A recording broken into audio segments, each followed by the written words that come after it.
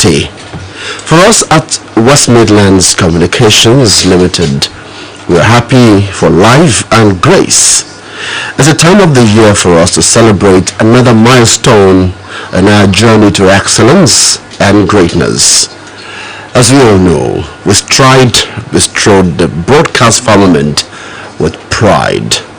The landmarks are there for all to see. So, welcome to this special broadcast of a program that we use to celebrate the birthday of our founding chairman, Chief Adebayo Akonde, MFR, the Abesa Olubadun of the land. It's also the time for us to celebrate the 13th anniversary of Splash FM. We started this anniversary lecture sometime in 2007 with the one done by Honorable Justice Emmanuel Olayinka Yola. And this is a lecture that has had quite a lot of eminent Nigerians. Professor Adetukumbo Lucas, Dr. Yemi Farumbi, we've had Professor Akimabu Guje, we've had Ledun Lite, we've had Professor Akinjido Oshotoku, Dr. Tony Mariho, and many others on this platform speaking about our nation, Nigeria. Now, today, we're celebrating the 13th anniversary. Let me state from here that this anniversary is a special one, particularly for the lecture. And if you ask me why, I'll tell you clearly. You know, the world is talking about inclusion, it's talking about gender sensitivity. This is the first time Splash FM is having a lady, a woman of note as our anniversary lecture guest speaker, and so it's a landmark for us. Second thing is that this is the first time we're doing it in a studio environment and not an auditorium, and so we're going to have to experiment with a lot of things, and we're telling you that the world is seated to listen to us. So today, welcome once again to the program. My name is Omashion Omakinola, and I'm so glad to be here. And we're all saying congratulations to our chairman and to Splash FM as a big family. Now, what are we going to do? We are going to have a lecture that is going to be delivered by the Deputy Vice Chancellor, Research, Innovation and Strategic Partnership, University of Ibadan, Professor Olanike Adeyemo. And she's already here in the studio. We have two discussants. We'll have Professor Eniola Oluwabumi Olapade Olaopa as a Provost, College of Medicine, University of Ibadan. And we also have the Commissioner for Health here with us in Oyo State in the studio, who will also be part of the panelists this morning. So we hold this one. Dr. Bashir Bello, who is the Commissioner for Health in Oyo State, is already seated.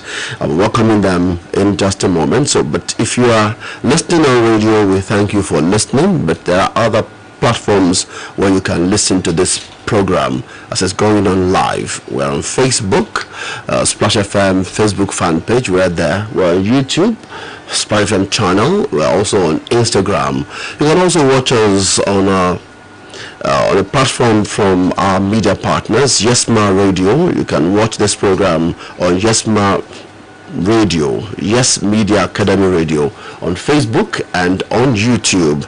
You can also search for Yemission Entertainment Limited and you will be seeing this live. We have a huge online presence and this program is already there for you to watch as I speak. So let me quickly welcome my guests quickly now, and then we'll hit the ground running. I'd like to first welcome the main speaker, Professor Olanike Adeyemo. Prof, thank you for being here.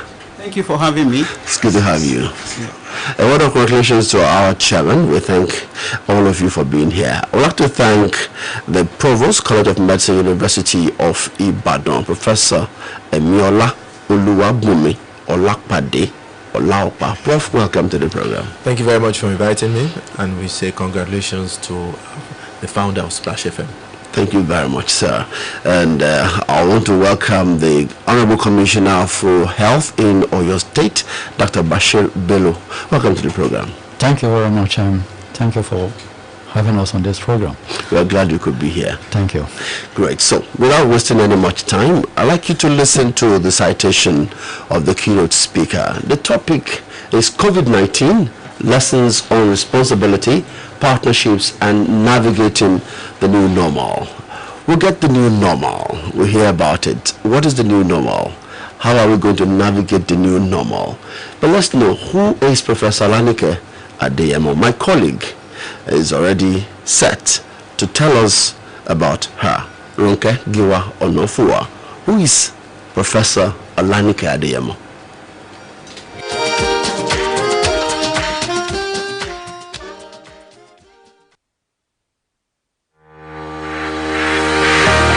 Professor Olanike Kudirat Adeyemo, FCVSN, FENV, FAAS, FAS, FTWAS. Professor Olanike Adeyemo is the pioneer Deputy Vice Chancellor, Research, Innovation and Strategic Partnerships at the University of Ibadan. Since assuming office in 2017, she has made concerted efforts to reposition as well as build human capacity at the University of Ibadan. She is reputed for excellent leadership skills, creative thinking, high level of integrity, and ability to identify and nurture great talents. As a researcher, she pioneered scholarship and leadership in One Health, an innovative transdisciplinary research that cuts across traditional boundaries and paradigms to create novel conceptual, methodological, and translational innovation at the environment, livestock, wildlife human interface. Her findings from studies on environmental pollution, food safety, antimicrobial resistance, and emerging and re-emerging infectious diseases provides credible transdisciplinary research-backed evidence on the complex linkage between environmental, animal, and human health, with significant policy implementation for Nigeria, the African continent, and indeed the rest of the world. She has attracted grants, awards towards research and professional development. She makes contributions to national, regional, and international development by offering services. For example, Professor Adeyemo was appointed an epidemiological and toxicological expert on the joint FAO-WHO Expert Committee on Food Additives, Contaminants, Natural Toxins, and Residues of Veterinary Drugs, 2011 to 2015, 2016 to 2021. She was invited to join the Expert Committee on Science Advice in Africa, a project commissioned by the International Network for Government's Science Advice, INGSA, and executed by Nigerian Academy of Science, 2019. She was also invited to join the expert group of the high-level panel on building a sustainable ocean economy, 2019. Professor Olanike Adeyemo does philanthropy through membership of Zonta International Club, board membership, and active participation in the activities of the FAME Initiative, which organizes value-driven, class-based leadership and civic engagement program for undeserved teenagers in secondary schools. Professor Olanike Adeyemo is renowned internationally. She is an elected fellow of Academies of Sciences, including Nigerian Academy of Science, African Academy of Sciences, the World Academy of Sciences. She was featured in Women in Science, Inspiring Stories from Africa, Black Achievers in Science and Technology, and recently recognized as Scientist of the Year 2020 in the Natural Sciences category of the Open International Competition by the International Achievements Research Center, Chicago, Illinois, USA.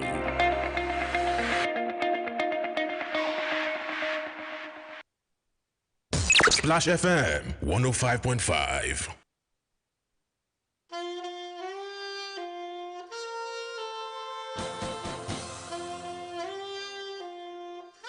You know, when I said to you that we had a woman, a lady in the building, you understand what I meant by that. She's not just a lady, she's a woman of repute. And when I asked her for a citation, she said long or short. And I mean, I said short, ma. I really do not want the long one so that I don't take all the time. Now, she told me some time ago that everybody needs to take responsibility for themselves and assess the risk of this time. And so I'm sure that we're going to hear more about that, because we're looking at responsibility, partnerships, and navigating the new normal. Let's make welcome Professor Olanike Adeyemo. Please welcome to the program, ma'am. Thank you so very much. You were about to make a cardinal mistake by calling me Adenike. It's Olanike. Olanike is the limited edition of the Nike. And so nobody calls me Adenike. So I'm Olanike Adeyemo. And I'm glad to be here. I'm very, very happy to be the first female.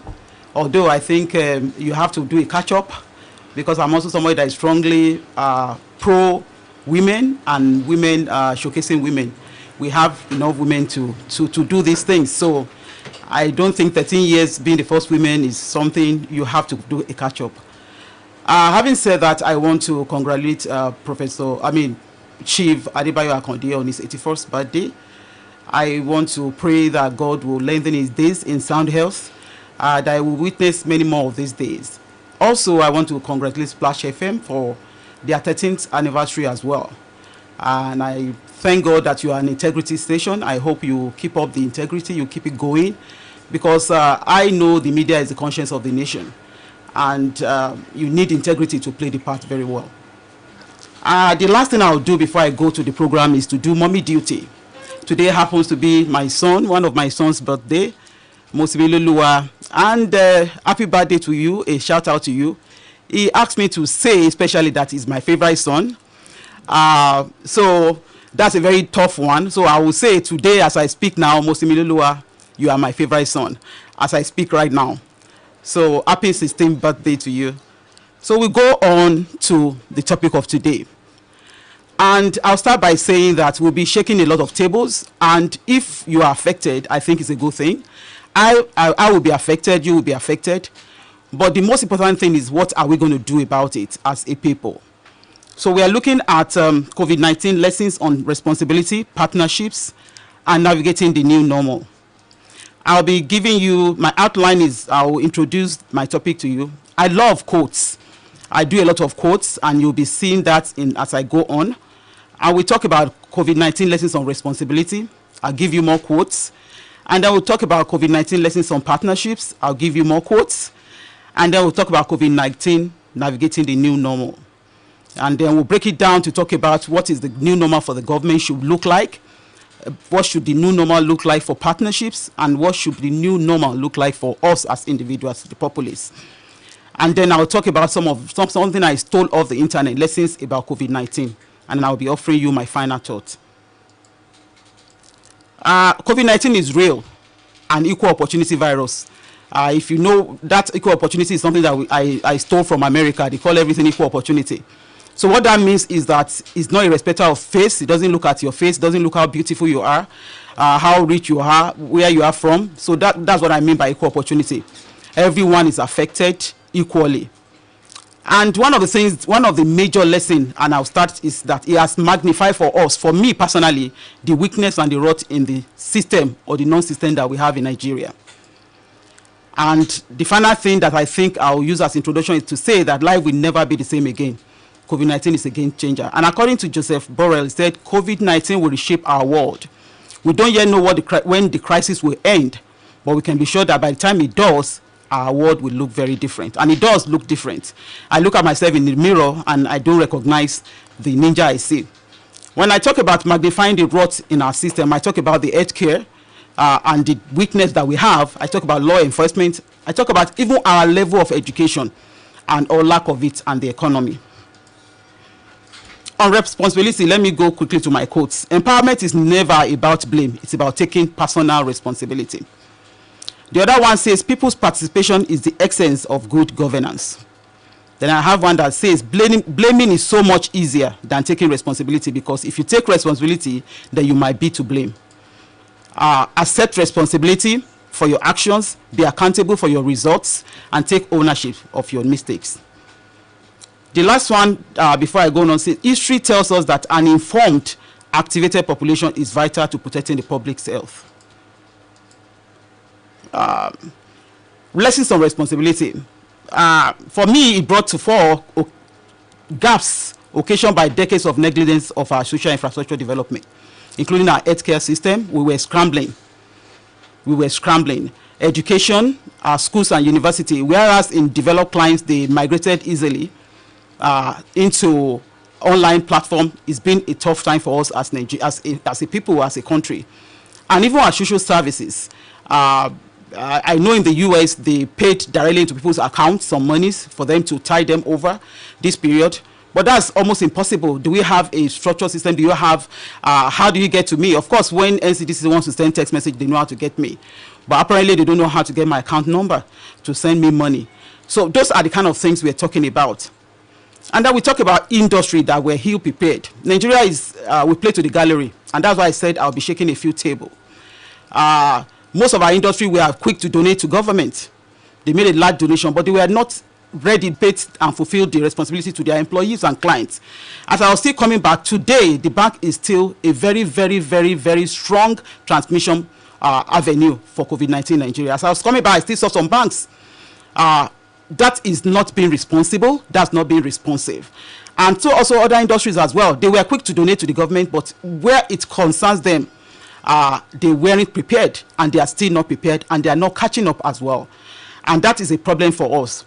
Their workers, I understand some employers of labor stop paying their workers, you know, because it's, those are things that we need to talk about. We need to have a conversation about. The wide indiscipline of the populace, non-compliance with rules and regulation. You go out now, the government has said wear face mask. It's only in Nigeria that we need them to send police after us to do what we need, what we know is right to do. And that will continue to propagate the spread of COVID-19. Going on pandemic, on the lessons on responsibility that I have learned during this process, enforcement or lack of it revealed the entrenchment of corruption in our society. And why it's always easy for us to go on and blame the law enforcement agents. What about the populace? What about the individuals that give money to them? There cannot be corruption, like they say, it takes two to tango. If I'm not willing to pay, when they said there was a lockdown, why can't you stay in your house? And so if there's nobody to give money, then the law enforcement agents will do what they're supposed to do. So it's both leadership and followership. We do not have social security structure in place, and hurried attempts by respective governments. Governments were trying to do what they felt was right to do by giving palliatives. But of course, we know that we have systemic corruption. So they take it to a local government, and then the person there decides that he wants half of it for himself, and then doesn't get to people that really need it. So those are things that has nothing to do with the government. It has everything to do with us as individuals. For certain, one of the things that struck me the most is that we're largely government-centric people. We like to finger point, we like to blame, like to play blame games, and we like to pass buck. It seems to be in our DNA as Nigerians. And we forget that as people, you are a leader. Stop looking at the governor, stop looking at commissioners, stop looking. We're in your sphere of influence. How well are you leading? How well are you showing a good example? I think most of the major problem we have in Nigeria is not only leadership, the followership are not any better. So it's just something that we have to look at ourselves in a new way, and then we all need to do what we need to do. Like I said, I will be giving you quotes, lessons on partnerships. The first one says we're in this together, and we'll get through this together. And that's if we're willing to do what we need to do.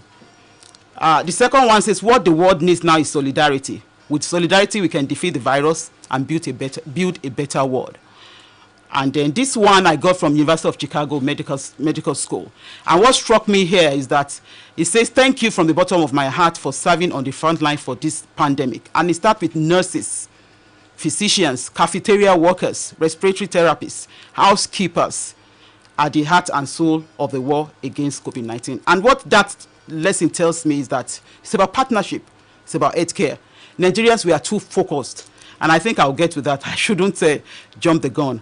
So it's about all those people, janitors that are at the front line, those people that are neglected, they are at the center of this. So when I talk about lessons on partnerships, I want to say partnerships is about individual partnership. It's about wearing a mask is not, like they've said from research, it's not about protecting yourself, it's about protecting others. So when I wear my mask, I'm protecting you. And when you wear yours, you are protecting me. And that is where we talk about what we talk about individual partnerships. And we have to realize that. We went to see Baba, and they said we should take off our masks because we wanted to take pictures. And I said, no, we are protecting him because he's vulnerable. So it's about protecting others. It's about thinking about others first. And that, so when you are not wearing a mask, you are being selfish, you are being irresponsible. Then professional collaboration as well. We have to understand that as Nigerians, we have to understand that we need to collaborate more than ever before. You cannot say, oh, like Yoruba would say, that is our system. That is our system, and that has to change. Communal partnership. You go to, where do you have the portals of non-compliance the most? People will go to the market. So you go to our market, you see that compliance is almost zero. But it's the same market when Baba Oja died, they closed the market and there was full compliance. So that means within that society, they have the capability to ensure compliance for this as well. You go to motor parks, they know how they take money from their the people that are in the car garage, and they know how to do this. So they also have the capacity. We have in-house before so we have all in-house policing mechanism that we can deploy. But are we using it? Are we disdaining the government? Are we pushing all the blame to the government? The industries as well, they are doing one-upmanship. Why do you have to do what another industry is doing? Why can't you identify the gap? Why can't you come together and do it in a big way? You know, everybody wants their name to be mentioned on news and say, oh, is the so industry that is doing this. This is the time to collaborate. This is not the time to do a one-upmanship. And I think we need to talk about it and also to cooperate with our government. It's not the time. Yoruba will say, I'm a Yoruba person, so I speak a lot of Yoruba. COVID-19 is a we have to come together and get rid of it together, and then we can come back and go back to how we used to behave if we think that is the way to go. But I think it's time to partner with the government, not to, you know, keep blaming the government for every little thing that we have control over. And one of the things that I think bring this to the fore, why we are struggling so hard, is because we are intrinsically a competitive society instead of collaborative. That is the way we are wired, pushing supremacy instead of mutual respect. In profession, in everything, we want to say this one, mine is better than yours, my house is bigger than yours, my car is better than yours. That is the kind of people we are, and that is why it's so easy for us to collaborate. And we need to identify that. As long as I cannot do a janitorial work, that janitor is important in his honor and deserves my respect. And we can't all be nurses, we can't all be doctors, we can't all be respiratory therapists. Cafeteria workers still have to do their work, and we need to give them their due respect and recognize them appropriately and honor them appropriately for them to feel like human beings and to make them feel as part of the team and that they are contributing something. And I think that is one thing that is very important to us. I say the idea of volunteering and selflessness for common good is almost extinct in Nigeria. I said almost because some people are doing it. One of the things that our committee, the Contamination and Contamination Work, I want to use the opportunity to thank His Excellency, Engineer Oluseyi Makinde, for being somebody that is willing to partner so easily. And that is why we have this collaboration. The Decontamination and Containment Team is a committee that has people from the government, it has us from the academy, and it has people from the industry as well. That is what we talk about partnership. So it's not about, oh, we are superior people because we carry the term professor, or we are superior people because we are government officials. We are working together, and we've actually had a lot of impact because we see things from this different lens view and perception. And I'm very happy and thankful for the University of Ibadan. Like I always tell people, we are not contracted anywhere I go. We are just contributing our quota to ensure that COVID-19 goes away. I want to thank our students. When we call for volunteering, 200 students signed up. And one of the things that I made quick to do then was that you should not mention money. I just wanted to see willingness to serve, and I was very proud. I'm still very proud. I'm like a proud mom to our students. 200 students volunteered without any talk of money to do these things, and they are still doing it, and we're so thankful to them. So I know a lot of NGOs are also stepping up and doing this as well, and this is very important. The last lesson on partnership, and this might not really be partnership, might also be crisscross responsibility, as said, and I put it in red. We are sunken to the lowest level of humanity. That was heartbreaking for me. When we extort, inflate prices, and cost of service to profit from COVID-19, and I think, and the mystery it portends, instead of protect and save human life. And my brother, one of my brother who is a medical student, he said, when I complained to him, he said, Nigeria is now survivor of the meanest or most athletes, and that is unfortunate for us. When this thing started, they first took off all sanitizers, and then they started selling it at ridiculous prices. That for me was like, this is a matter of life and death. And when we do that, then we have sunk into the lowest level. And it's sad for me as a Nigerian. One of my very closest friends went in for surgery recently, and the kind of things they made her pay for are things that I know she ought not to have paid for. 65,000 naira. So I tell you, there are so many people that are dying in Nigeria, not because of COVID-19, but because of some of the things they have to go through. If you say somebody needs surgery, some people have to save months and months and months and months and years to be able to do the surgery. So for you to come and then they are charging you something ridiculous just to extort money, it's ridiculous, it's disgraceful. I don't even know the name. I've run out of the English to qualify it. And that is the level we are sucking into in Nigeria. So we need to look ourselves in the face and decide how are we, what am I doing, how am I contributing to what we're saying in Nigeria at this time. And personally, I want to tell you, because I've had opportunity to work within the government structure recently because of my role, I empathize with the government because of the kind of things they have to deal with. I'm aware of some of the things they have to deal with to throw through this category of human being to be able to do what they need to do. So it's shameful, and we need to, if, like I said, we are shaking tables. If it affects you, you need to take a second look at yourself and do the needful. So navigating the new normal, I'll start with my quote. As I said, COVID-19 is about connecting, it's about solving, it's about saving. And we need to know that. Politics is largely the process of taking credit and putting the blame on others, regardless of what the facts may be. And then this one says, I brought this specially for you. It says this is a program, a webinar that occurred between COVID-19 journalists and doctors in Asia collaborate to fight medical and misinformation and share tools and tips. And that's about partnership. So there's no limit to how we can partner with this, because people need information and everyone is important. I can have the information, but I need you to get the information out. And so we have to realize the cross-cutting roles that we all play at this time. We should all, let's not play politics with COVID-19. And we should all strive to be better people than this. And give honor and respect. Like I said, I might have the information, but I cannot pass the information across the best way. I can't even speak like you speak, Mr. Akinola. I speak and they don't understand what I'm saying. But you know how to say it in a way that people will understand. So ask yourself, everybody, in what ways am I learning about myself and life as we face a new normal? And I think that is very critical and important. So navigating the new normal, I focus on the government. I say hopefully this should prepare the government towards building infrastructures, because we don't have physical, social, emerging infections and diseases are a constant threat. Even yesterday also I read that they found a new something in Asia, in China again. And so this is our new normal. As you have the world becoming a global village, this is our new normal. You cannot keep disease in China. It will find its way to Nigeria as COVID-19 did. So we have to anticipate and we have to be prepared. And I said again, take leadership through deliberate actions, sanctions and incentives to protect lives, livelihood, facilitate business continuity. In developed countries, they were giving loans to SMEs, and I think Oyo State is doing something similar. And I think it's very important for us to anticipate the need of all citizenry. It shouldn't be all focused on an aspect. It should be something that is strategic. And like I said, there cannot be sacred cows. So when we say we do this, we should take leadership and do it effectively. Decisions should be risk assessment guided and transparent. And I think that's what the governor of Oyo State is doing. And that's why it seems to be clairvoyant. Because he does something in Oyo State and then 2 weeks after you hear the federal government is doing the same thing, or other states are doing the same thing. Because he has surrounded himself with technocrats. And most of the time they do risk assessment before they make any decision. Mass transit, isolation and all those things should be risk-based guided. And then the public need reliable and actionable information to help them understand risk of exposure. So we need to communicate widely. So many things I sent to the governor's PA yesterday, that they have so many things in place because people are afraid that their kids are going back to school.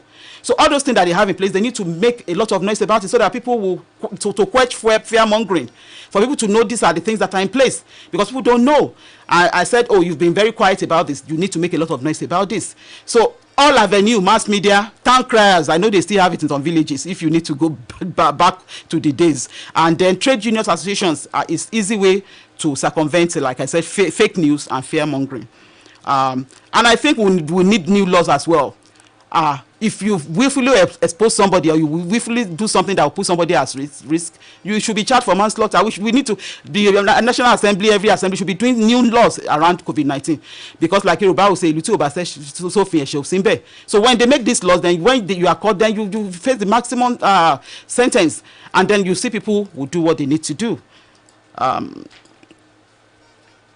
And about the partnership now, all stakeholders in every sector. I talked about market association, mass transit operators, religious organizations, private businesses must sincerely deploy their influence.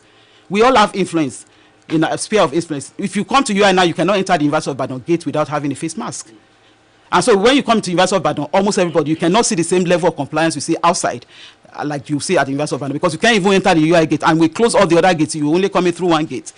So it's very important for us to know, to support the government. It doesn't necessarily have to be monetary, but your sphere of influence, you can wield, what you need to do. Banks also need to know, they need to step up.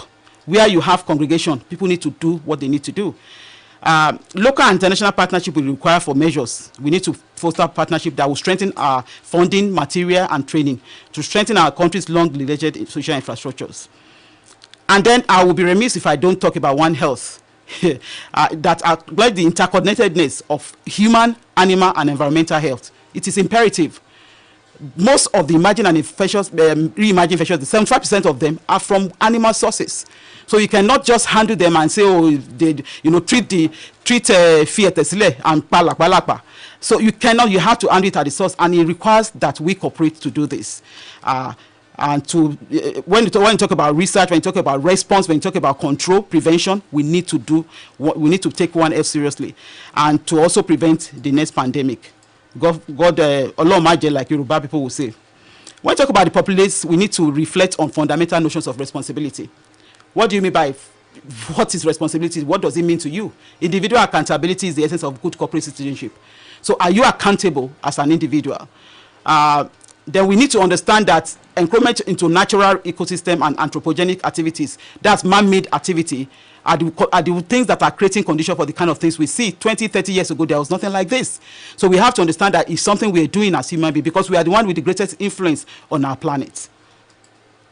Every outing should be preceded by risk analysis with understanding that actions and or inactions has consequences. So I chose to come here today to expose myself to the risk that I'm here. So I'm ready to know that when I go out of my house, it's a risk I'm taking. And we do take those kind of risk assessment every day. You want to cross a road, you need to look right, left, right, and left again.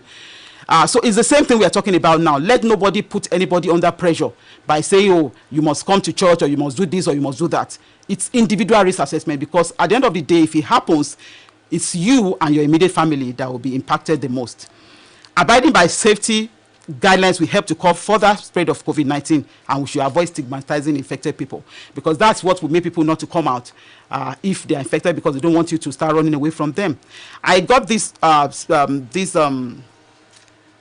figure from Texas State that gives us a risk assessment, and from the lowest to the greatest risk. You have things like getting into restaurants as very low risk. You have something like going to school as moderate risk, and you have something like going to church as very high risk. So we need to assess our risk. This is on the internet to be able to know where we should be and what we should do. And like I said, it's horrible. Nigeria, fundamental deficiency in critical thinking skill.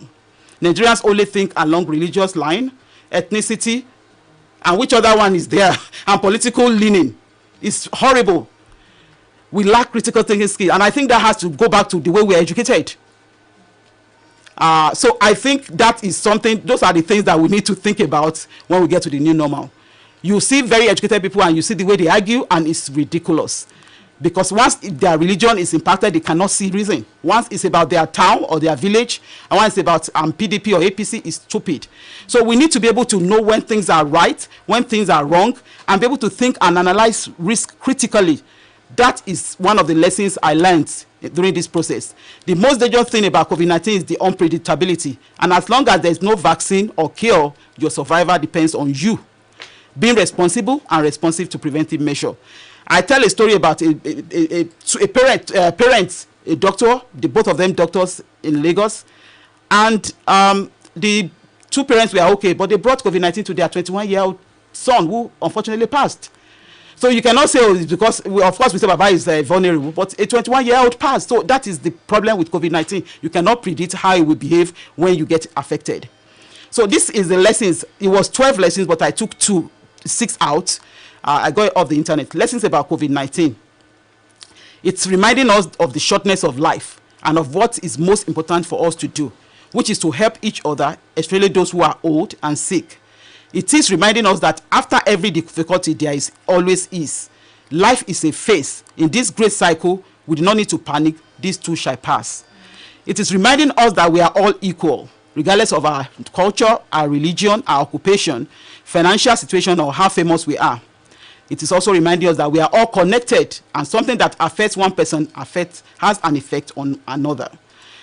And it is reminding us of how materialistic our society has become. And we are still materialistic if we are selling things and extorting money over COVID-19. But when push comes to shove, we only need the essential things: food, water, and medicine. Those are the essential things, not mansions and all those things that we are striving to run after. And finally, it is reminding us that we can choose to cooperate, to share, and to support each other, or we can choose to be selfish, to hoard, to look after only ourselves. Indeed, it is difficulties that bring out our true colors. And we are seeing the true colors of Nigerians at this time. My final thought on this are that COVID-19 cannot be used to play politics. It is real, and the consequences are dire. Your citizens, your employees, your children, and your wards will learn by example. It's not what you say, it's what you do. If they do not see you practicing safety habits, they will not take your instructions seriously. So we need to, it's very disheartening when you see people that are held in high esteem, governors and people like that, coming out and not doing what they're supposed to do. We all know about Donald Trump is the major one problem for them in America, but we see it in Nigeria as well. So if you are in leadership, you should lead by example. Our system of education needs overhauling. I can't say that enough. It's very horrible for me. At times, I just run away from social media because some people, I lose respect immediately. I read some of their posts because you find out that they cannot reason. So from primary to tertiary institution, we need a learner-led system which breeds critical thinking. We shouldn't just do this, teach and then vomit. People need to be able to think and work out the solutions for themselves. And I think that will help our critical thinking skill. Collaboration is a must. Problems are multidimensional, so is solution. No stakeholder is more important than the other. So when you talk about frontline workers, you are talking about doctors, you are talking about nurses, you are talking about laboratory scientists, you are talking about journalists, you are talking about janitors. And they need the most technical and emotional support at this time. But they also should take their professional oaths very seriously. I think it's important for us to emphasize that. Human life is sacred. Saving life should be our focus in containing COVID-19 and other emerging global health threats. I thank you very much for listening, and I thank you for having me here. I want everyone here to clap their hands, please. Let's try that. Thank you very much, Prof. Thank you so much. That was a bit overwhelming. I won't be the one making comments about the lecture, so we'll quickly go into our panelists very quickly. I wish I could summarize, but that will be giving the lecture again. But I love a number of things she said that I would like to point out. She said something about shaking the tables, and indeed she shook tables. She shook the table from the government side, from the people, and she pointed out the things that we have done that we need to rethink about. This is very poignant. Survival of the meanest or the most heartless. She talked about the fact that Nigerians lack critical thinking skills. We rather think about our ethnicity, about our religion, our political leanings, than reason properly. She made a statement that your survival depends on you, that the world needs solidarity. She said we have put a number of things ahead of what we should be doing, that industries are quick to donate to government rather than take care of their employees, and so on and so on. And she said we are sunken to the lowest level of humanity. We extort, we inflate prices and cost of services without thinking. And she also spoke about our own industry too, that is the education system in Nigeria needs overhauling. And she said we need a learner-led system that will make people to think critically. She hammered a lot on collaboration and partnership and how we have to live after now. Once again, we want to thank you for obliging us and giving us this lecture. We will certainly do the catch-up, and I will not make the mistake of calling you Ade is Ola. Olanike.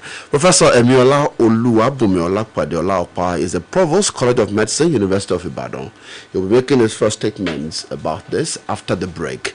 We want to take a break, so when we finish with this break, when I come back, I'd like you to make your statements about the lecture, and then we engage it.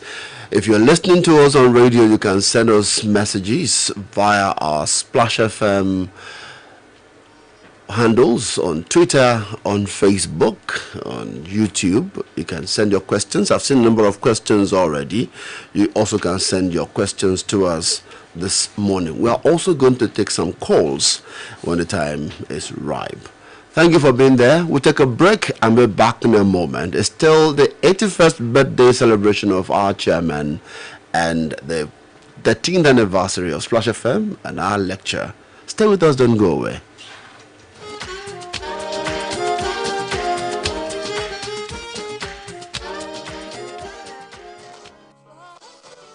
Splash FM 105.5.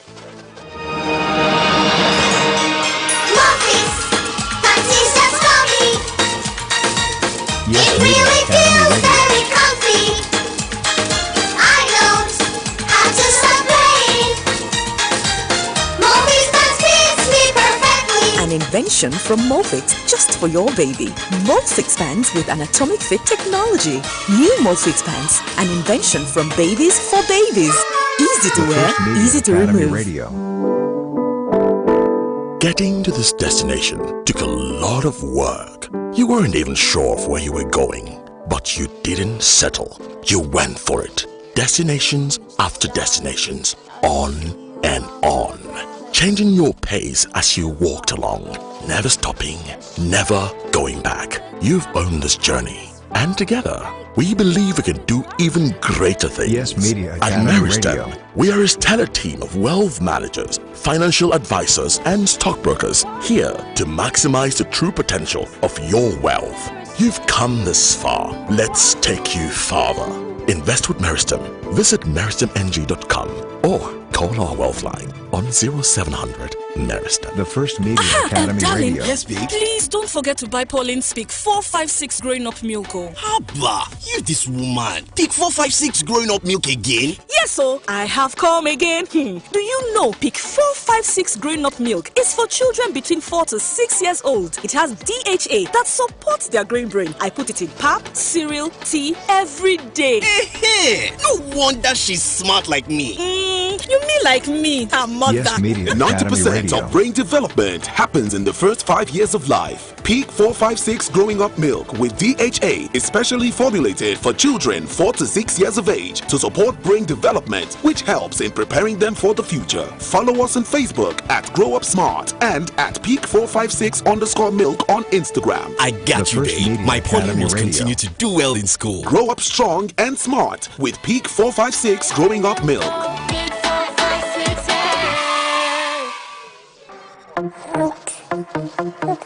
You were born to move, to turn and suckle, to try with all your might until at last you lift your head, to kick and splash your arms and legs at bath time, to squirm and wiggle across the floor. You were born to Yes, crawl, Media to Academy walk, Radio. to run, to play. Baby, you were born to move. Now, go with Huggies Pants. With a soft, breathable, all-round waistband and quick dry layer for all night dryness, Huggies Pants are recommended by 9 out of 10 moms for comfort. The First Media Academy Radio. Who says it's hard to find a lifetime partner? Our Keystone Future Account for Children is the perfect gift for your little bundle. There is the Evolve account for young adults in need of a bank that speaks their language. Young man, you're welcome to the team. The Paytime account tailored to support the financial and lifestyle needs of salary earners. The GrowBees account, enabling SMEs and corporate Yes, Media organizations Academy take Radio. their businesses to the next level. At Keystone, we are not just a bank. We are a lifetime financial partner, helping you accomplish your goals every step of the way. Choose the right partner. Sign up for a Keystone account today. Keystone Bank. We grow together. Babe, Grain Smart. Is it a flavor? No, it's a special mix of vitamins and iron in Golden Morn. But I thought Golden Morn was made from maize and soya. Yes, Niger maize and soya protein fortified with Grain Smart, which means the right energy to think and do great things. Oh! Treat your family to the great taste and energy of Golden Morn.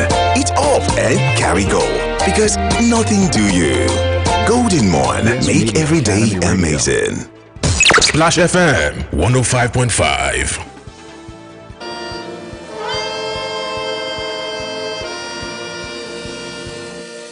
Many thanks to you for being there wherever you are listening to us. It's Splash 105.5 FM. It's our anniversary, 13th in the figures. So, as I said, we'll be taking questions. Keep the questions coming. I've seen a number of questions here. Yusuf Boyega Abdulafiz. I've seen one also from Reverend Koye Ladele, and many more are already right here in front of me, so I'll be taking them. She said something when she was speaking, and this is also very instructive. When you don't wear the mask, you are being selfish and irresponsible. And I'm going to frame this and put it on the wall for people to see all the time.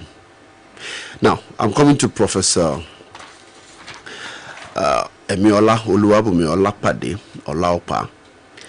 She said COVID-19 magnified the rot in our systems, and she listed some of them: health, education, social services, the industries. Do you agree with that when you make your comments this morning? Thank you very much. Let me again congratulate Chief Adebayo Akonde on his 81st birthday and Splash FM on their 13th. As regards the keynote speaker's comments, first of all, let me congratulate her on being the first woman in 13. I think Splash chose well, not only in terms of the speaker, but in terms of her portfolio, because her portfolio speaks to the heart of what our ability to handle COVID-19 worldwide is about. It's about research, it's about innovation, and certainly it's about strategic partnerships. And when you ask what my comments would be, you could see from the passion with which she delivered the lecture that we're really in dire straits as to what to do with COVID-19. It's exposing the inner belly of all communities, not just our community. There's hardly any country that seems to have a magic wand as to how to handle the COVID-19 pandemic. And that is why it has been such a problem. And I think it's just insisting that we should not only look at the new normal, but the next normal, because it's caused an upheaval in all sectors. Airline industry is in trouble by now. Excuse me. The education system is in trouble. I just heard this morning that Kenya is cancelling a whole year of its school's calendar. So there's no doubt that we need to have a rethink. And when we're talking about rethink, we must all come together to do so. There must be some meeting of minds between us who are not just educationists, but we are researchers. We must generate new knowledge.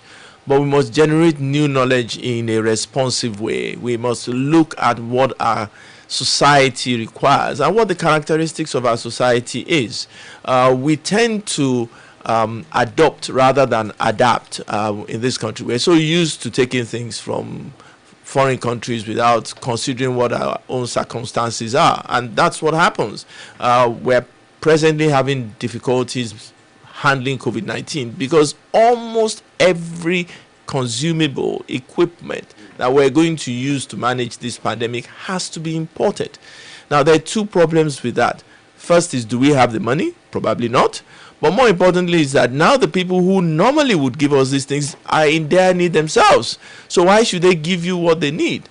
The reason South Africa has the highest number of tests done in Africa is because they manufacture the test kits. We don't.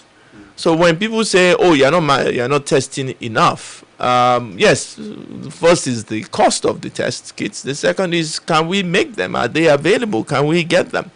So in reality, all sectors of the economy must come together.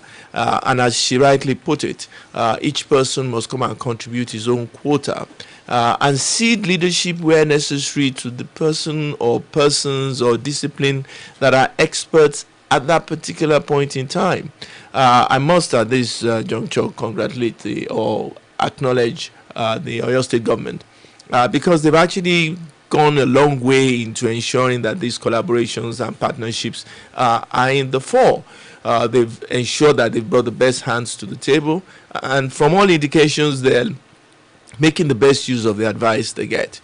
I think that is a start, but I think ultimately what we need to do is to go back to the drawing board and see what it is that we need to do to design things that are fit for us. And I mean us as a people, not necessarily what is fit for our pocket. COVID-19 should be seen a little bit more than just a procurement opportunity. The good thing about COVID-19, if there is any good thing about it, is that it is completely non-discriminatory. So I am a survivor, and I can tell you that when I tested positive, I had no idea whether I was going to live or die. Are you scared? No, I wasn't scared because I knew there was nothing I could do about it. I was just hopeful, and I'm glad that my... And you were not hopeless, like there's no treatment. What was the point? In the best of countries, if it was going to take you, it would take you. So you just had to just hope. There was no time to be scared. And that's the serious truth.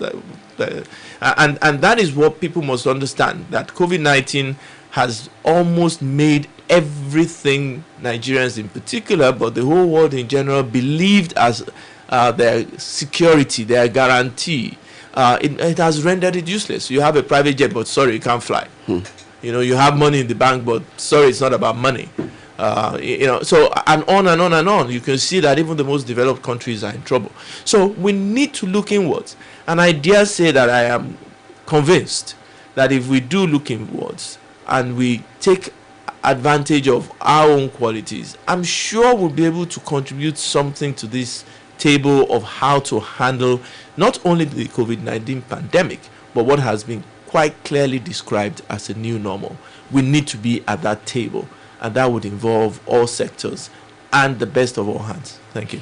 Thank you very much, Professor Olubunmi Olapade-Olaopa. I'm coming to the Commissioner for Health in Oyo State very quickly, because we'd like to take calls as well and interact with the people.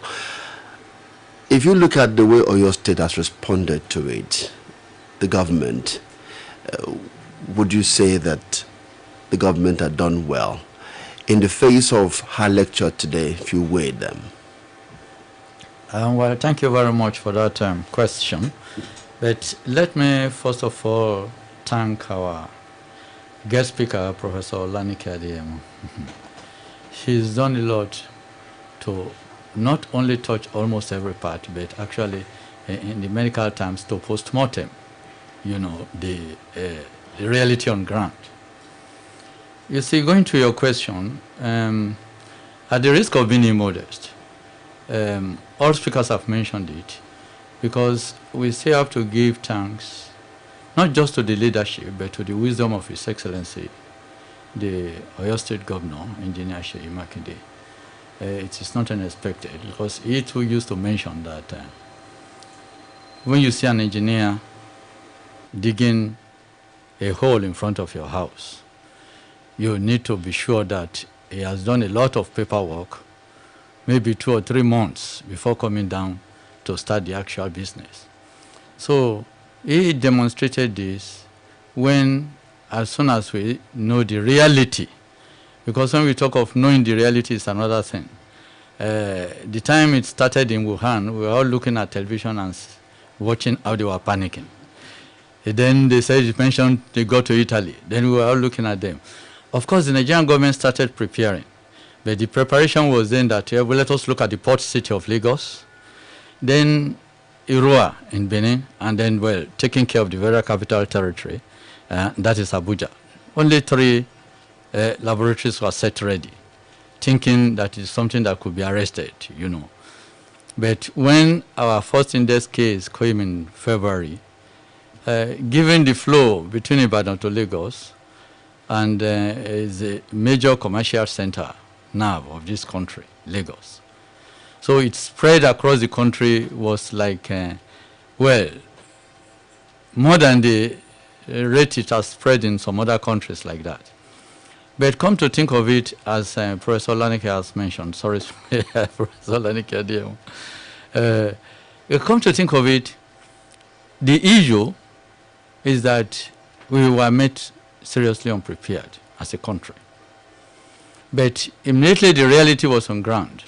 His Excellency, as the 2 speakers had earlier mentioned, called in and headed the task force on 3 pillars. That is the scientific pillar, the information, that is the communication grant, because we are now talking to a society that the guest speaker has described as not really knowing the consequences of the actions. And that is why the Oyo State EOC had actually come out with the slogan, own your own action. That is, you own your action. That is OYA, like Oya in Yoruba language. But all this does not actually translate. Part of the communication strategies employed the services of our public health specialists. Well, Professor Lakpa is here with us. They were the first branch of people to be contacted. Look, how do we go about this thing? And that was responsible for the decisions of the Oyo State COVID-19 Task Force based on 3 main pillars. We wouldn't look into what has been happening in some of those countries involved, that is European countries, USA, because when one looks at cases in New York, wherein they have the best of system, and they got overwhelmed, you know. Now we have to sit down here and look at the scientific facts. What are the consequences? Then the risk management factor. All this thing belongs to the technical side of the COVID-19 task force in Oyo State. Then we look at the data on ground within this state, because it is the data which should be the evidence-based. Now we apply logic. That is the 3rd tripod, you know, the 3rd pillar of the tripod. And when we consider these things, then it will even ask that what other factors, what is best. So it is a joint decision when His Excellency will announce that this is where we are going. And that is probably what my earlier speakers had mentioned, that when we decide on a channel, on a route to go, or a plan of action, it probably takes the federal government about 2 weeks, or some other state government, to follow along the same line, you know. But it is just like what we are preparing for. As of present, we have been able to do some fair degree of containment, given the fact that the virus as it is still evolving, is still developing, no vaccines, no form of treatment. But His Excellency had done one good thing, which people might not easily see outside. Giving this COVID-19 task force a boost when he brought in the former CMD of UCH, you know, that works a little bit out of the bureaucratic network. Because if things are left to the Ministry of Health ordinarily, it wouldn't have gotten that fast action. So, you don't think that's an indictment? I can tell you, because the government procedure and protocols, which cannot be changed, does not move with time. That is an established fact. You know, without approval, a bureaucrat will not do anything. Even with human lives? that is why we call emergencies. In emergencies, you can move. And that is why this one will be given an emergency coverage. But whatever be that emergency in the bureaucratic life, a file must go that His Excellency will say yes. And that is the only evidence by which you can defend yourself later. You understand? So, but because His Excellency had made it a little bit different because of the response, we call it, that is what the COVID-19 task force is actually about. And all purchases, all creations, and one thing His Excellency did was that instead of making a makeshift or some of those things that will probably have to be cancelled after COVID-19, that is talking about new normal, we are already preparing for it on our own. In other words, what structure we are putting on ground are permanent. So, and that is why a major hospital like the Olodo, that is infectious disease, and it's also used as a research center because our collaborators, the University of Ibadan, the University College Hospital, and some of our scholars will be able to do necessary research because it is providing a technical development hand on it. Another factor about this is that it has been mentioned earlier on that what we are doing is what others seriously come to emulate later. But the task force is not resting your source on that. His Excellency will always tell you that please tell me where I've gone wrong, what I've done wrong, what is left to be done. Just make a genuine, reasonable, and objective criticism, not just political. But you could say, as the guest speaker has mentioned, our line of thinking had always been either political, religious, ethnical, and occasionally gender-based. So that is one thing. Well, I want to, before I round up, thank particularly the University of Ibadan students, the volunteers, who had actually volunteered without talking of money. The same thing goes to our frontline I would say frontline officials in Oyo State, nurses, doctors, pharmacists, and all those things, including our volunteers. We are indeed very grateful to you. Again, we thank every member of the task force. But as the guest speaker has mentioned, the One Health approach is the key factor. That we all know that we are contributors, not classification, that I am a doctor and therefore I'm superior in the process. You are not better than the cleaner because everybody has its own line of specialty. Well, secondary to this, I want to use this opportunity to appeal to most of our traders who had been capitalizing, and that was what the guest speaker has mentioned as a survival of the meanest and the most heartless. We should always note this. People who capitalize on the misfortune of others. When they know you are in need, they now tell you that, that medication is so. There has been a lockdown interstate. They cannot bring from Lagos. This is the only one remaining. If you don't now, so people will go abhorring. And that is where most of the deaths are being promoted by people who are not directly related to the medical centers. We have those who capitalize on human misfortunes to make their money. So let me stop for that and say that Nigerians, we should no longer be non-compliant because that is the problem. You know, we are a group of non-compliant people. I don't know, we just love to break laws and, you know, circumvent issues. Well, let our people know that preserving their own health is their personal responsibility, and they should be able to assist the government in doing so. Thank you very much. Thank you so much. Thank you so much, Commissioner. I wish I had time to engage you on some of those issues, but we'll leave it at that. We will go over to take questions from home. I've seen a number of people sent me questions, so I'll read a few of them for the three of you to be able to engage these questions very quickly. This one says, happy birthday, Sir Adebayo Akande, and myself, Yusuf. I mean, I guess it's his birthday.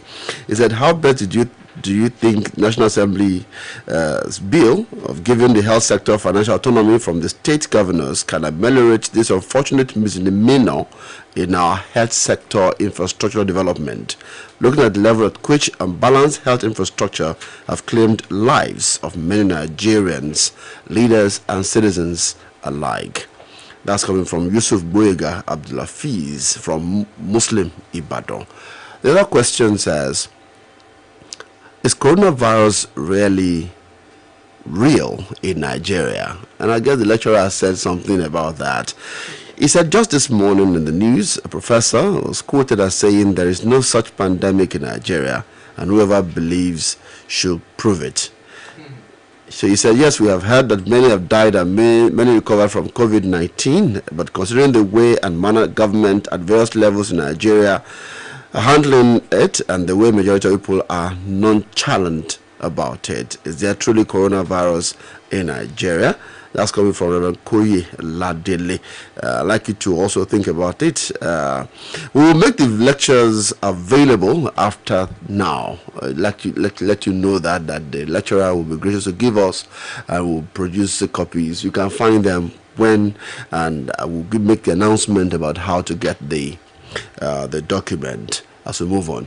So you can also still listen to us on Yesma Radio. Is partnering with us. Yesma Radio, Yes Media Academy Radio on Facebook and on YouTube. We're there live, and also you can search for Yamishon the Entertainment Limited. Listen live on Yesma Radio app.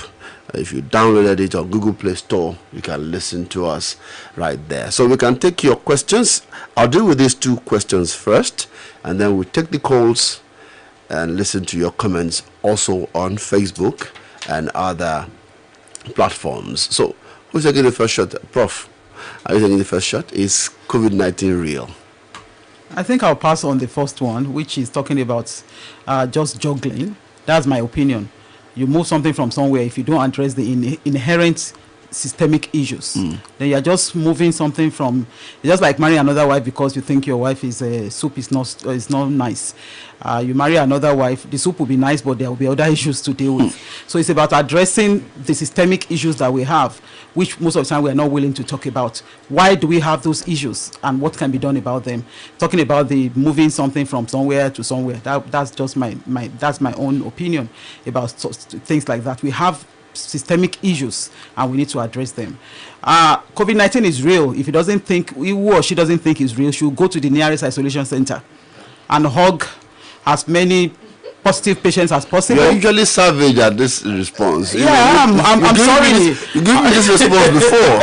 I mean, you're asking them to go hug. No. I mean, the test of the food is the test. Yeah, it's the reality.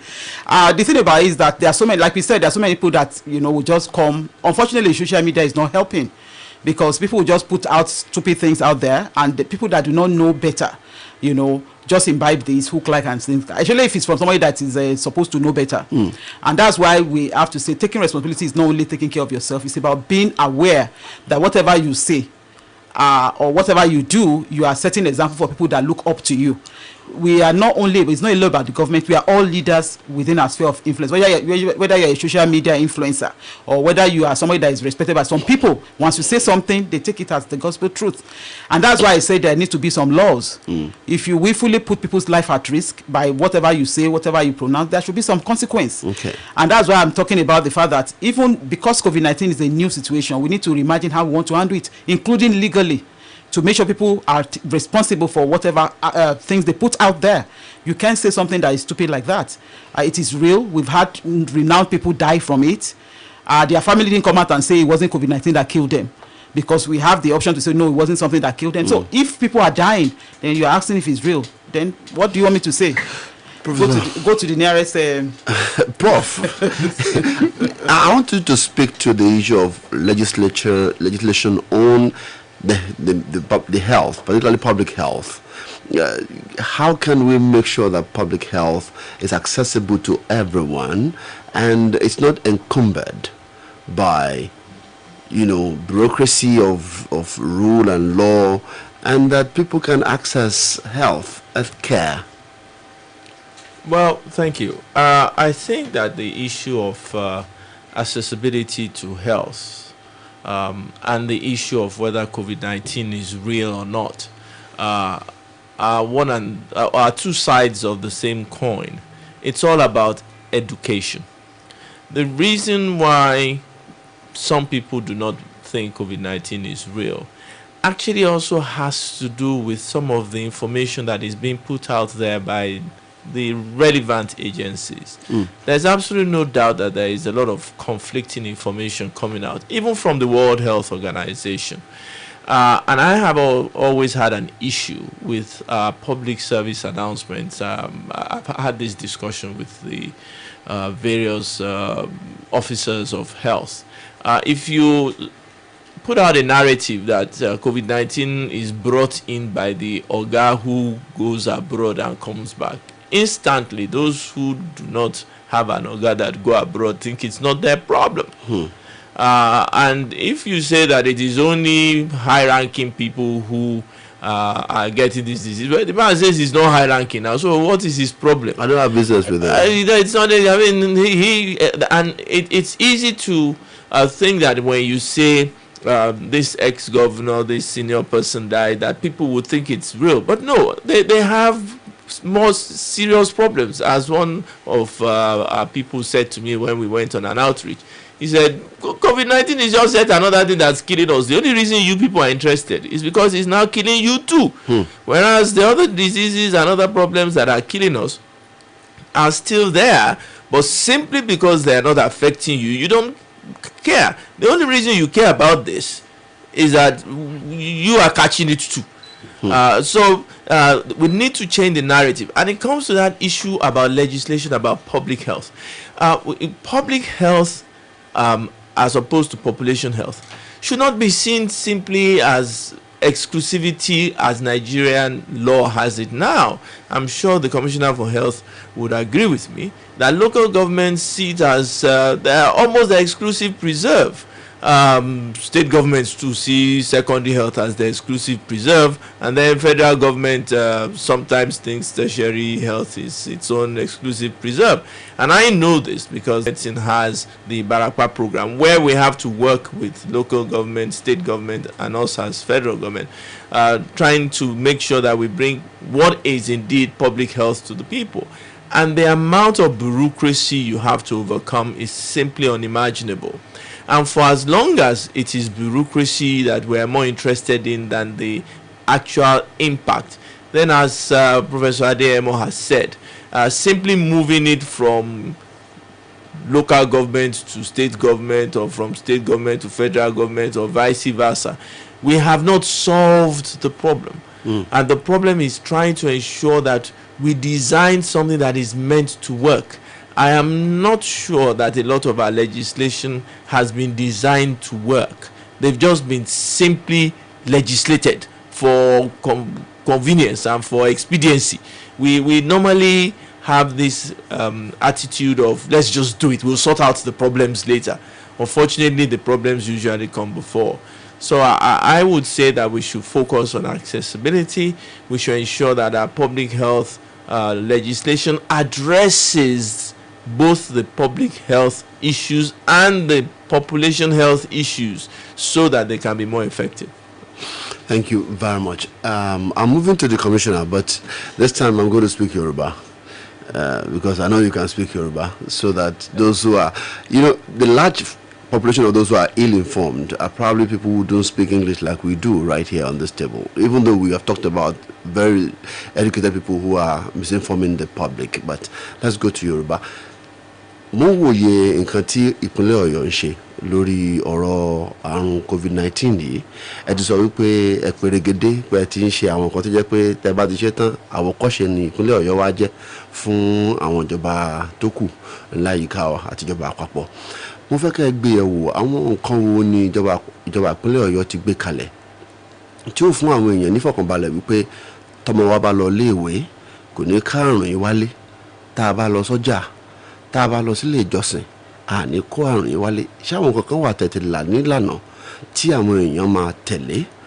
Báwo làwọn èèyàn ó ṣe mọ àwọn nǹkan tẹ́ ẹ ti gbé kalẹ̀ wọ̀nyí tí wọ́n fi máa tẹ̀lé? Ọ̀nà wo ni a fi gbà káwọn èèyàn ó tẹ̀lé àwọn nǹkan wọ̀nyí tí ìṣe pé bóyá kọ̀lọ̀rọ̀ sí ọ̀pọ̀lọpọ̀ tó pọ̀ nú àwọn èèyàn tó wà ń gbòòrò tí wọ́n ní gbọ́ràn sí nǹkan tíjọba sọ ṣáwọn nǹkan kan wà tíjọba ti ṣe láàláyé àti tí wọ́n ti là kalẹ̀ tí a mọ̀ tẹ̀lé. ẹ ṣe púpọ̀ bí iní ètò náà ti di òyìnbó tó bọ́ sí èdè àbínibí wa lọ́la káwọn bàbá àti ìyá wa àti gbogbo àwọn ẹ̀gbọ́n àtàbúrò wa nílé kó lè yé wọn dáadáa. gbogbo ọ̀nà ló gbà wá. bẹ́ẹ̀ ni ẹ purọ́ ṣe rí ìjọba ìpínlẹ̀ Ọ̀yọ́ lábẹ́ aláṣẹ wa gómìnà ẹnjìnìà Ṣèyí Mákindé gẹ́gẹ́ bá a ṣe sọ ní ìbẹ̀rẹ̀ ní pé ṣe mọ̀ pé gómìnà náà ni ó jẹ́ olórí fún ìgbìmọ̀ amúṣẹ́yá lórí COVID-19 kódẹ̀ tó di pé wọ́n sọ pé ìlànà báyìí látọ̀ wọ́n ní ìpìlẹ̀ mẹ́ta tá à ń pè ní àrùn mẹ́ta tí ìdọ̀bẹ̀ nù ìkíní ni ohun tó wá láti ọ̀dọ̀ àwọn ọ̀jọ̀gbọ́n àwọn akọ́ṣẹ́mọṣẹ́ ètò ìlera èkejì ni data ìyẹn ni kí ni 1 2 3 tó ń ṣẹlẹ̀ gan ibo ló ti ń ṣẹlẹ̀ kí ló bá dé ọ̀nà àwọn olè ṣe àwọn èèyàn wo ló ti mú àwọn èèyàn wo ló kọlù tá a bá wá wò yẹn á wà á fi làákàyè èyí tí wọ́n ń pè ní lọ́jíìkì sí ṣe rí kó tó di pé ìjọba wò nípa àwọn eléyìí kí ni àwọn nǹkan tá a rò Professor Láòpá múra ó ṣàlàyé ibì kan nísìnyí wípé ní Kenya or which country ni wọ́n sọ wípé odindi ọdún kan ni wọ́n waste fún àwọn ọ̀dọ́ a mọ nǹkan tí ọdún kan yẹn mean ọlọ́mọdé àrí ọmọ tí ò ní yege kálọ́mọ kan wà tó rọra ń repeat lọ́wọ́ tó expect pé ọdún yìí lòun ọ̀bọ̀ sí ìpele míì tọ́dún yìí tún wá lọ́mọ lọ́wọ́ ṣẹ́mi ẹ̀pọ́ ọdún méjì nìyẹn nínú ìgbésí ayé ẹ̀ for youths ọdún méjì yìí matter now àwa wò ó pé ní ìpínlẹ̀ Ọ̀yọ́ àní nǹkan méjì tá a fi ń ṣe akíkanjú ní ìta ti jogún láti ọ̀dọ̀ Chief Ọbáfẹ́mi Awólọ́wọ̀ ju ètò ẹ̀kọ́ lọ it has been our only industry òun ni the only thing tá a fi péyege tó yẹ pé tá a máa ń béèrè báwo ni even nígbà tí wọ́n ṣẹ̀ṣẹ̀ gba independence lọ́wọ́ òyìnbó tẹ́ ẹ bá wà ní federal service tí wọ́n bá ń sọ̀rọ̀ tó bá sọ pé I'm from the west wọ́n ti mọ̀ pé superior thought ló dé yẹn ṣé education yìí láwà jẹ́ ó bàjẹ́ kanlẹ̀ ìjọba yìí nípa ọ̀rọ̀ ètò ẹ̀kọ́ wọ́n ti ṣe compendium kan tó jẹ́ pé ó jẹ́ bíi past question bíi ọdún 10 sẹ́yìn ọ̀fẹ́ ni wọ́n fún gbogbo àwọn ọmọ gbogbo iṣẹ́ tí wọ́n ṣe ìtorí ìpínlẹ̀ Ọ̀yọ́ nínú gbogbo àwọn tí èsì ìdánwò ń jáde àwọn èsì aláṣekọrí 27 ẹ̀kẹtàdínlọ́gbọ̀n nípínlẹ̀ Ọ̀yọ́ wà a ti múra nípa wípé gbogbo ètò tí wọ́n ṣe sílẹ̀ yìí àti ìdánilẹ́kọ̀ọ́ tán fún àwọn ọmọ wa wípé nínú ọdún yìí ó tó máa jẹ́ bí ọdún àkọ́kọ́ tí wọ́n máa ṣe exam lẹ́yìn ìgbà tí ìjọba ìwà ń ta wọ́n láti bọ́ sí unit then we regain our glory as a pace setter nínú education nínú ètò ẹ̀kọ́ tó yẹ pé òní ibi náà láti kọ́kọ́ bẹ̀rẹ̀ ètò ẹ̀kọ́ lọ́fẹ̀ẹ́ ibi náà láti kọ́kọ́ bẹ̀rẹ̀ 1955 tí Chief Ọbáfẹ́mi Awólọ́wọ̀ bẹ̀rẹ̀ ìgbà tán rí tó ṣe successfully wọ 67 Dr. Nnamdi Azikiwe bẹ̀rẹ̀ ní east 57 to 59 ó collapse lọ́hùn the ones of Ọ̀yọ́ continued and that was responsible for most Igbos to flock Lagos ẹ ti get n sin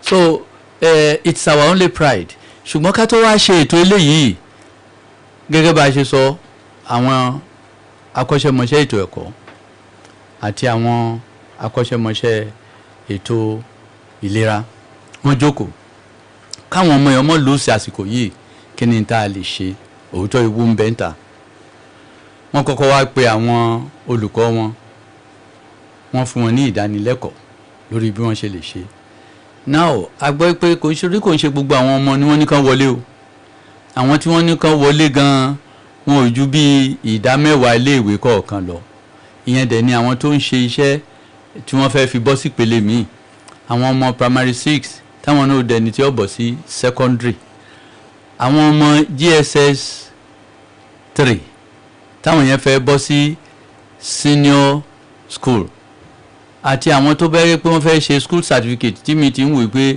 àbí kó wọn ṣe jambu ni lẹ́yìn eléyìí àbí kó wọn lọ ṣe advanced level ní gbogbo ìrètí wọ̀nyẹn covid ó kó lọ ara new norm tí Professor Adéyẹmọ mention nìyẹn pé ǹjẹ́ yóò padà rí bákan náà but kọ́mọ yìí mọ́ àwọn ọmọ ọ̀dọ́ lọ́wọ́ tán pátápátá òun ni nǹkan tí alákòóso wa engineer Ṣèyí Mákindé àti àwọn ìgbìmọ̀ akọ́ṣẹ́mọṣẹ́ yìí tí wọ́n fẹ́ ṣiṣẹ́ lé lórí wọ́n wá sọ gbogbo ìlànà tí wọ́n lè tò ó dá o kí ní ìfọwọ́ o káwọn ọmọ fọwọ́ kan ti ní ìta gbangba wọ́n lọ wo gbogbo schools wọ́n dẹ̀ rí bọ́n ṣe ń comply although gẹ́gẹ́ bá a ṣe mọ̀ pé aláìgbọràn pọ̀ ju ẹni tó ń gbọ́ràn lọ ní ilẹ̀ wa wọ́n dẹ̀ tún sọ pé òbí kọ̀ọ̀kan kó fi fún ọmọ rẹ̀ ní face mask kí ni ìdí èyí ẹ rí i pé táwọn òbí gan tí wọ́n bá ń lọ although Professor Adéyẹmọ jẹ́ ká mọ̀ pé level of compliance táwa náà dẹ̀ mọ̀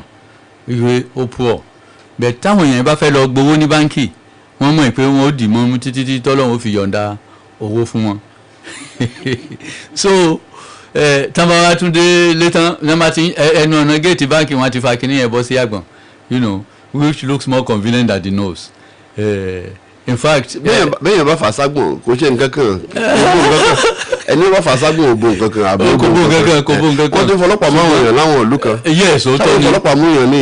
in fact ṣe rí alákòóso wa gbogbo nǹkan tó bá jọ bí òfin tó lè bọ́dà lórí human rights àbí nǹkan kan wọ́n ń tètè fẹ́ ká ṣe. èèyàn tí máa ń jẹ́ kí ẹlòmíràn ó wà lóru. ibẹ̀ ni ṣé kò yẹ ká mú èèyàn bẹ́ẹ̀ ká fi pamọ́ ni. a tún yẹ̀wò ní COVID-19 task force torí tí a bá ń ṣe ọ̀rọ̀ ìgbésẹ̀ míì tó yẹ pé torí àwọn bàbá wa wọ́n ní eégún tó lé nìbàdàn fẹ́ eégún tó bá jẹ́ ń tò ní lérò lẹ́yìn ẹ̀ tó wá jẹ́ pálápá ṣẹ́pà àbí nǹkan kan téèyàn ń ná àtòrí tán ná everything ni pé ọlọ́run ló mọ bí ẹ̀mí gbé lè pín ènìyàn ò mọ bí ẹ̀mí so ìwà pọ̀. so pẹ́ lùlù yẹn lẹ́nu pé wọ́n jẹ́ lùlù yẹn fún mi lónìí 08091551055 08091551055 0706-949-3000 0805-699-8678. These are the numbers you can call. Now, the topic is COVID-19, lessons on responsibilities and navigating the new normal. And you can look to ẹ̀dá akọ̀yìn ẹ̀sọ̀ bí wàá pé wọ́n kú ọdún wọn lónìí kẹsì bèrè ìbéèrè yín tó jẹ mọ́ ntí à ń gbé yẹ̀wò lónìí. ta ni ń bẹ lójú òpó yìí? hello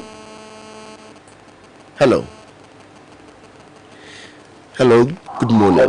Good morning. Yes, good morning. Good morning.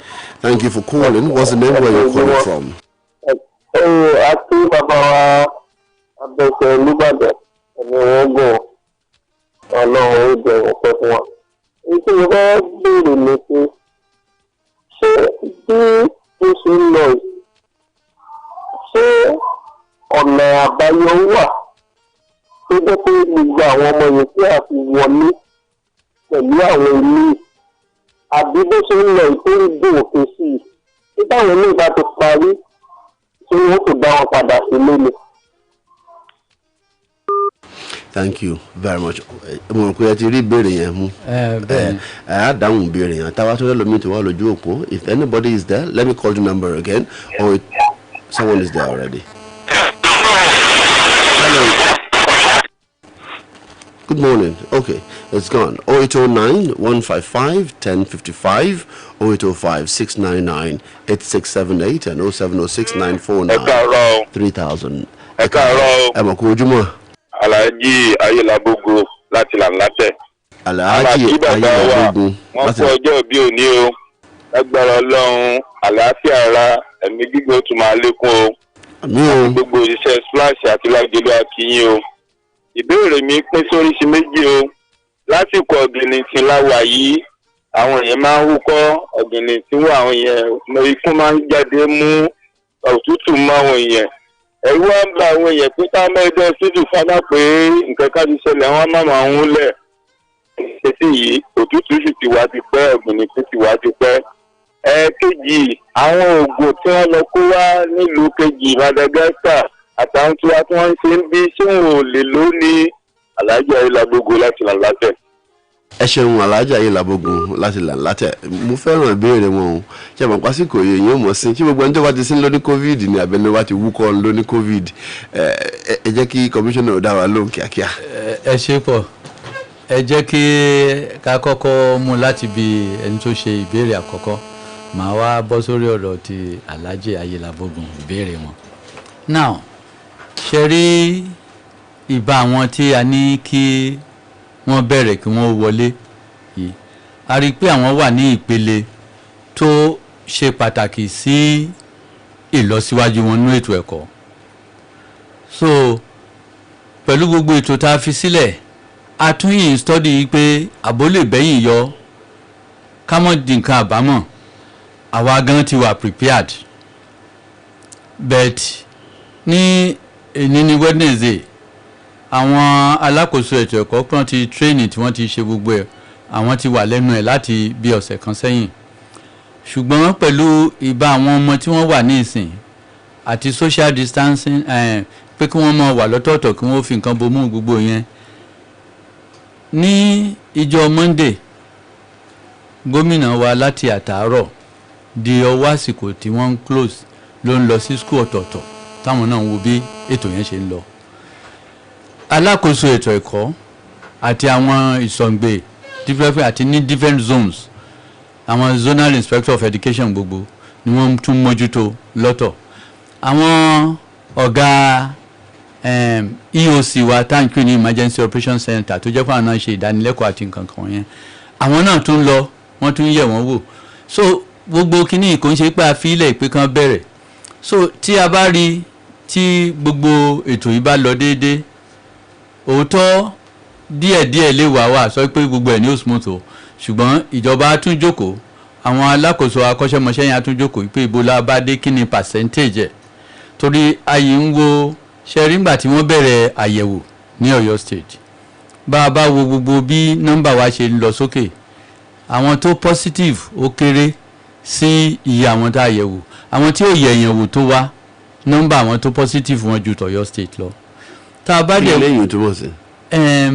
Òun ni àwọn data àti statistics tá à ń sọ. pé ní covid-19 púpọ̀ nílùú ilé ń sọ yẹn.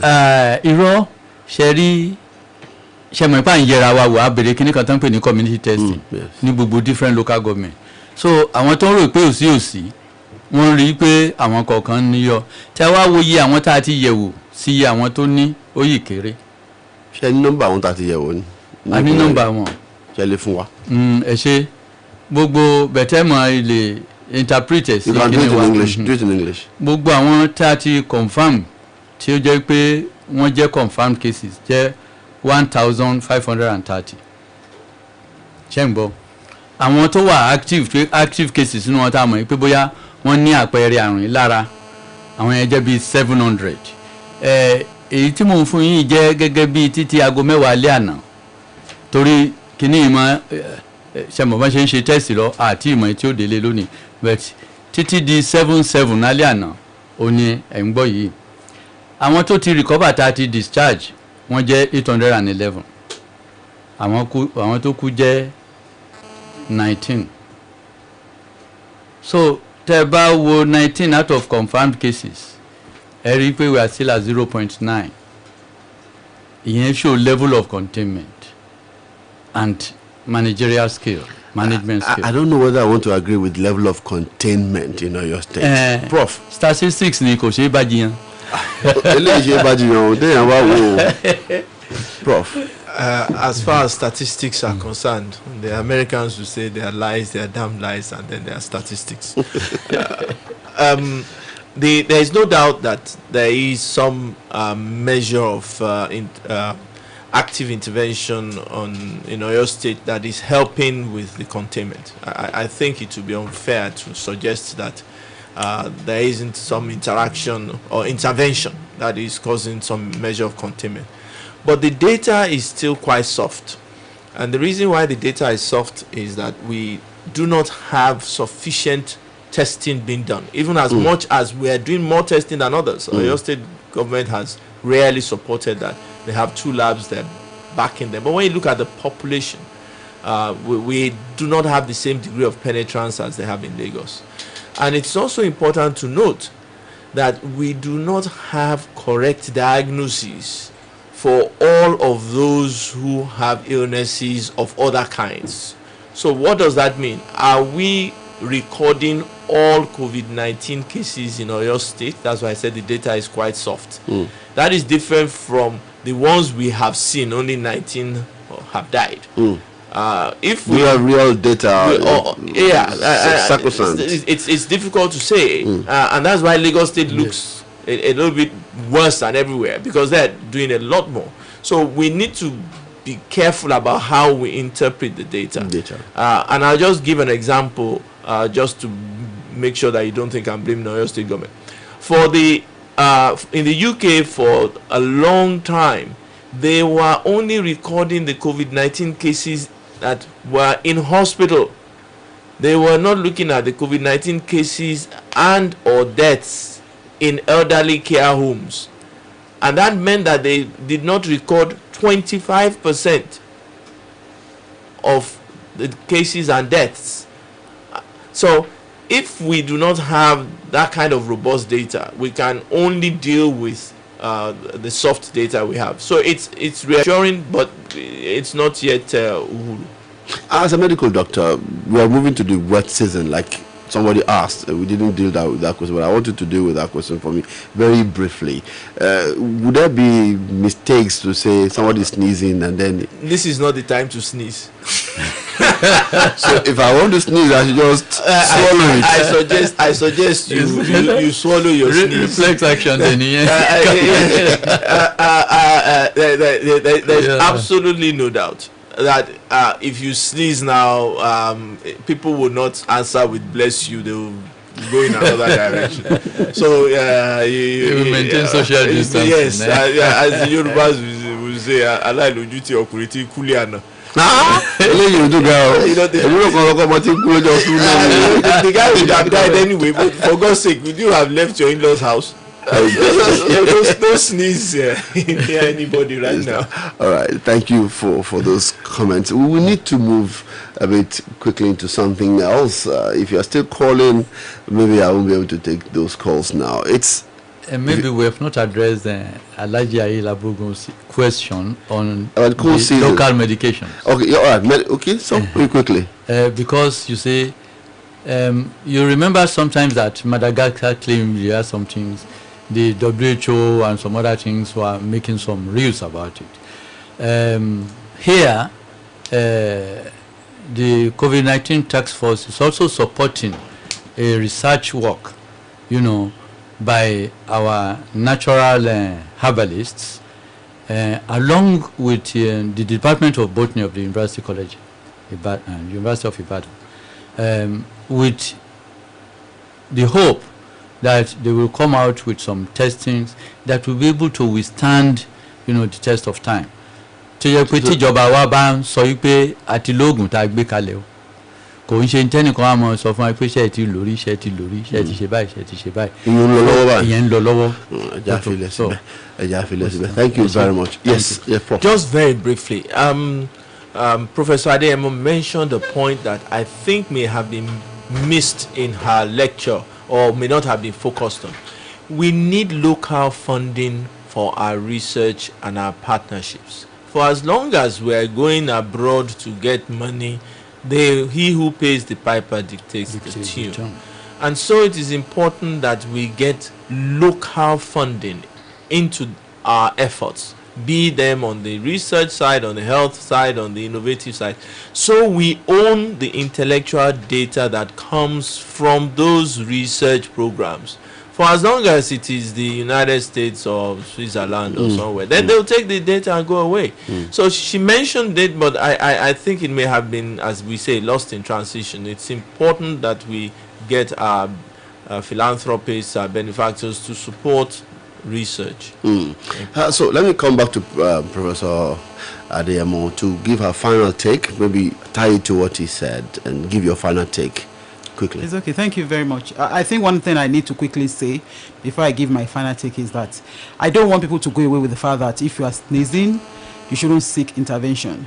There are laid down protocols by WHO, and I'm very sure which the EOC are following, there are numbers to call in, and by the time they clock you, they go through your symptoms. Most of the time is doctors at the end of the call. They are able to actually know if you need to do further tests to be sure that it's not ordinary cold or it's COVID-19. So people should not be afraid to seek help if they have the regular common cold. Having said that, I think one of the things that I'll close with is that we are all leaders and we should be responsible and responsive. We don't want to be statistics. It's left to us if we want to be statistics or we want to be alive to tell the story after COVID-19. Because like one of the lessons I read out, this also shall pass. And we will get to a time when there will be a vaccine, when there will be a cure for this. Do you want to still be alive at that time? And that should guide how you behave when you go out, how responsible you should be, and how you should take responsibility for those under your watch, meaning your wards, your children. You are the one responsible, ultimately. Thank you. Thank you. Dr. Bashir Bello, your final take, just in 1 minute. Yes. My take is probably the slogan of the Oyo State EOC, that is the Emergency Operations Center. And that coincides with what Professor Adeyemo has actually mentioned, that own your own action. By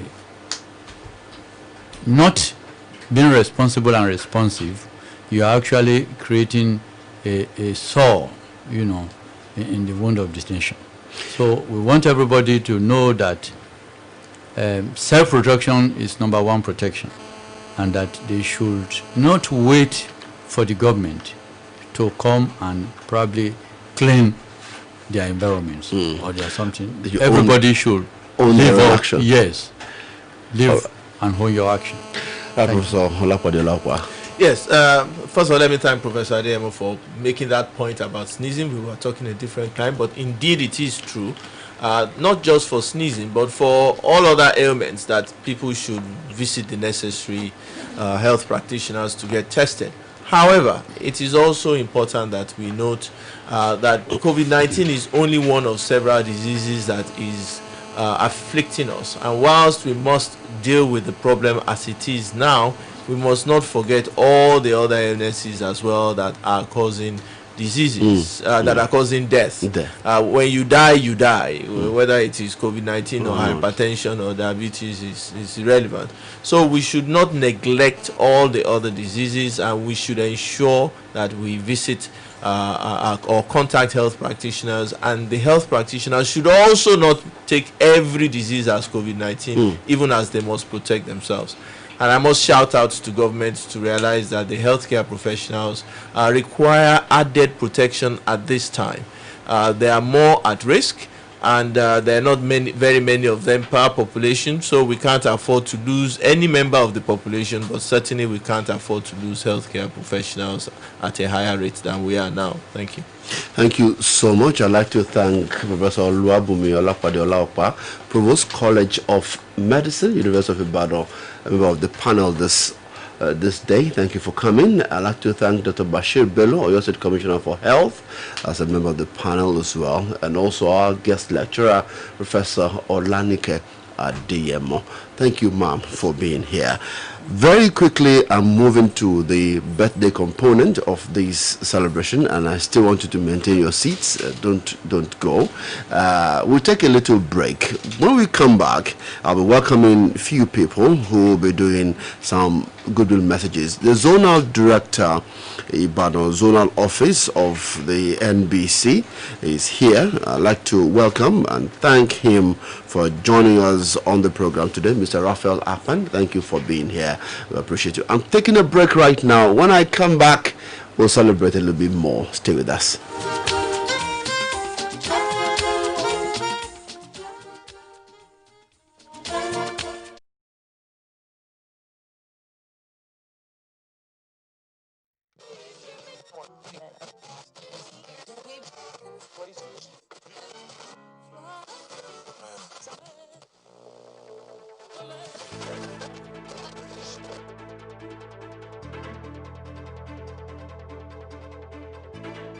Yes Media Academy Radio.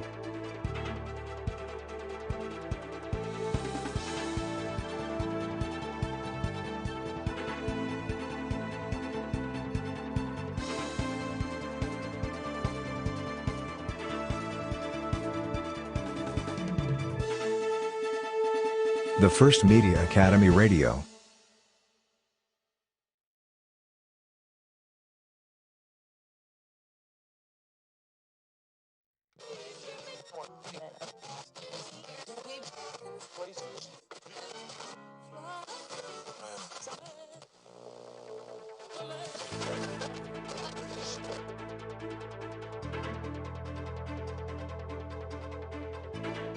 Yes Media Academy Radio.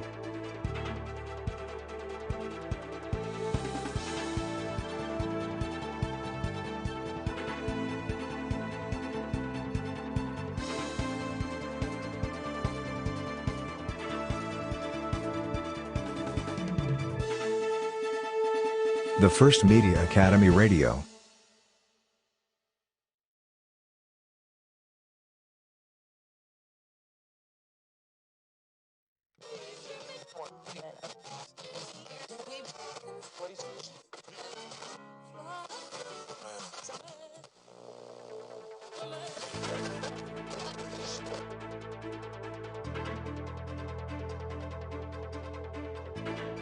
Yes Media Academy Radio.